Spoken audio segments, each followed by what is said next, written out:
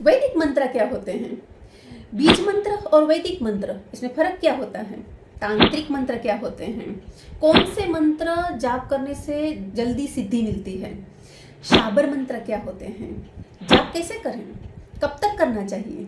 इन सब सवालों के जवाब आज मिलेंगे इस वीडियो में, तो मेरे साथ अंत तक जुड़े रहिए। हर सवाल के जवाब मैं आज दूंगी आपको मंत्रास के बारे में। हेलो एवरीवन, मेरा नाम है हिरल सेलर और आपका बहुत बहुत स्वागत है मेरे चैनल कविशा डिवाइन ब्लेसिंग में। तो चलिए हम स्टार्ट करते हैं वैदिक मंत्र से। पहले तो ये जो मंत्र है, तंत्र है, यंत्र है, रुद्राक्ष है, ये किस ईश्वर की देन है आपको पता है क्या? भोलेनाथ की।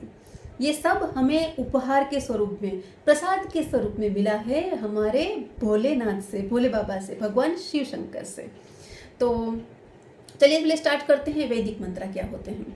वैदिक मंत्र वो होते हैं जो वेद में हैं, जो पुराणों में लिखे हुए हैं। जैसे कि हम बोलते हैं ना, गणपति का मंत्र कौन सा है? ओम गम गणपतिये नमः। ठीक है, तो ये सारा एक मंत्र हुआ, बड़ा सा मंत्र हुआ। अब बीज मंत्र क्या होता है? तो बीज मंत्र उसी मंत्र का एक सीड, एक पार्ट जो होता है छोटा सा, उसको बीज मंत्र कहते हैं।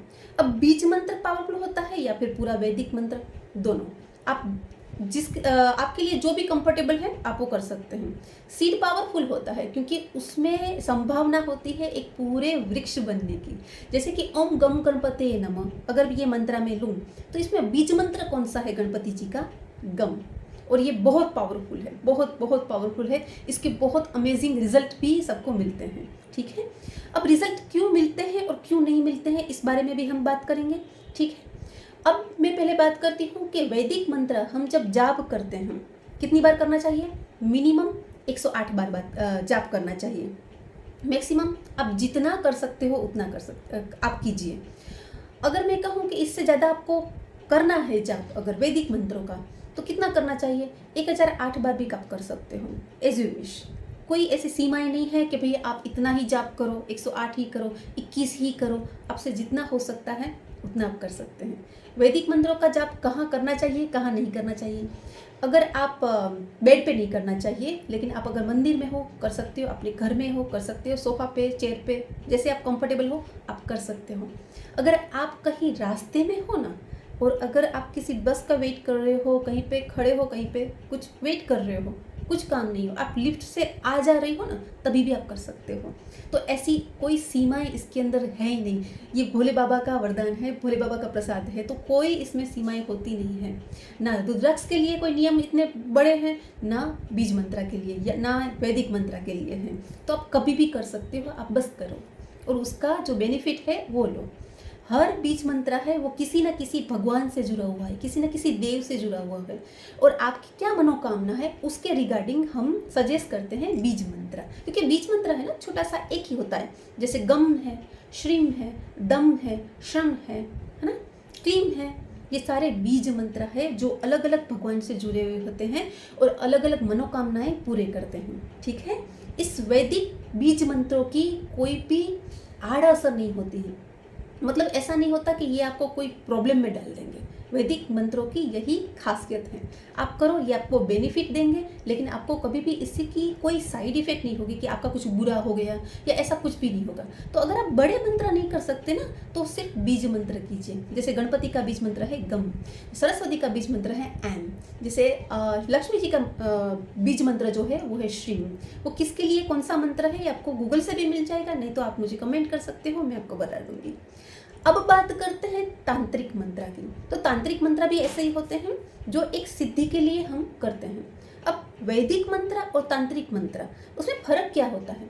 तो जब वैदिक मंत्र हम करते हैं, जैसे हमने जाप करना स्टार्ट कर दिया, 108 बार हम रोज जाप कर रहे हैं, ठीक है, तो उसका जो फल है ना, वो हमको 1 महीने, 2 महीने, 3 महीने धीरे धीरे धीरे मिलेगा।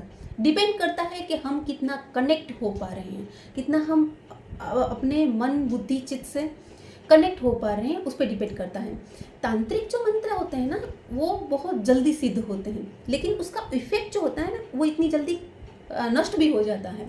ठीक है, तो तांत्रिक मंत्र की कुछ आड़ असर भी होती हैं, मतलब कुछ साइड इफेक्ट भी होते हैं।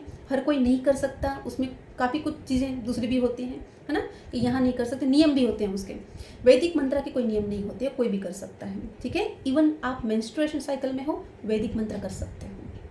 तो ऐसे कोई रूल्स रेगुलेशन इसके हैं नहीं है। हाँ, और इसका ये बेनिफिट एक और है कि ये धीरे धीरे इसकी सिद्धियाँ बढ़ेगी। मतलब आपने एक बार सिद्ध कर लिया ना, फिर इसकी इफेक्ट जो होती है ना वो बहुत टाइम तक आपके साथ रहेगी। मतलब आप अगर आपने एक बार सिद्ध कर लिया वैदिक मंत्र, बीज मंत्र कोई भी है, तो अगर आप फिर 1 महीने 2 महीने के बाद ये सिद्ध हो गया और इसके बेनिफिट्स आपको मिलने लगे, तो उसके बाद अगर आपने 11 बार ही किया या फिर आपने सिर्फ 2 बार 3 बार किया, फिर भी इसकी इफेक्ट रहेगी। ये ब्यूटी है वैदिक मंत्र की, बीज मंत्र की। और तीसरे होते हैं शाबर मंत्र। ये शाबर मंत्र है जो भगवान शिव के मुख से निकले हुए मंत्र हैं, लेकिन इसका कुछ मतलब नहीं होता, सिर्फ हिंदी में होता है, कुछ नहीं होता, लय नहीं होता, कुछ नहीं होता, अलंकार नहीं होता, कुछ नहीं होता, बस ये मंत्र है जो भगवान शिव के मुख से निकले हैं। ठीक है, तो हम आज बात करेंगे थोड़ी सी और वैदिक मंत्र के बारे में। पहला मैंने बताया आपको, इसके कोई नियम नहीं है, आप कभी भी कर सकते हो। समझ में ना है आप किसी से पूछ लो कि ये कौन सा मंत्र किसके लिए करना है। ठीक है, इसके कोई भी साइड इफेक्ट नहीं है, तो आप कभी भी कहीं भी कर सकते हो, मेंस्ट्रुएशन साइकिल में भी कर सकते हो। अब कोई पर्सन आपको ये बोलेगा कि भाई वैदिक मंत्र मैंने किया था लेकिन मुझे इसका इफेक्ट इतना मिला नहीं, बेनिफिट मिला नहीं। और कोई ऐसा बोलता है कि भाई मुझे इसका बहुत अच्छे रिजल्ट मिले, बहुत फास्ट रिजल्ट मिले। ऐसा क्यों होता है? ऐसा इसलिए होता है कि आप कितना कनेक्ट करते हो ना, ये डिपेंड करता है। ठीक है, एक एग्जाम्पल दो ना, छोटे बच्चों का एग्जाम्पल भी। अगर आपको कुछ चाहिए ना, तो अगर आप अपनी माँ के पास जाओगे ना और उसके बाद आप कहोगे ना कि भाई मम्मी मेरे को ये 500 रुपीज़ इस बार है ना पॉकेट मनी के लिए चाहिए, मुझे इस तरह से पार्टी करनी है, तो मम्मी जाके पापा से बात कर लेगी और आपका काम थोड़ा जल्दी हो जाएगा। क्यों? आप मम्मी से ज़्यादा कनेक्टेड हो, ज़्यादा अटैच हो, तो आपका काम जल्दी हो जाएगा, है ना।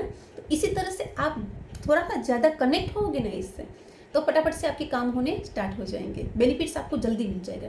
कभी कभी क्या होता है कि जैसे मैं मंत्र देती हूँ, मैं मंत्र हमेशा देती हूँ, जब भी न्यूमरोलॉजी के लिए कोई भी मेरे पास कंसल्टेंसी के लिए आता है, मैं रुद्राक्ष बोलती हूँ। अगर वो पहने ना पहने अलग बात है, लेकिन मैं मंत्र जरूर दूंगी। मंत्र आप करो, बहुत पावरफुल है, इसके रिजल्ट बहुत ब्यूटीफुल रिजल्ट होते हैं इसके। लेकिन फिर भी कुछ लोग बोलेंगे कि भाई मुझे तो रिजल्ट इतने नहीं मिल रहे हैं। तो इसलिए नहीं मिल रहे हैं, पहले तो आप कनेक्टेड नहीं हो इससे।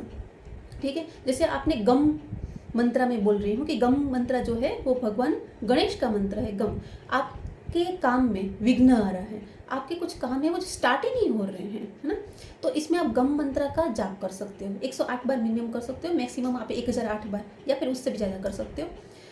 आधे घंटे तक पूजा पाठ करना चाहिए, उससे ज़्यादा आप अपना कर्म स्टार्ट कर दो। सिर्फ आप ऐसा बोलोगे पापा मेरा काम कर दो, पापा मेरा काम कर दो, तो नहीं होगा। पापा कहेंगे अभी खड़ा हो और अपना काम कर, है ना, कर्मा कर अपना, उसके बाद ही काम होंगे आपके।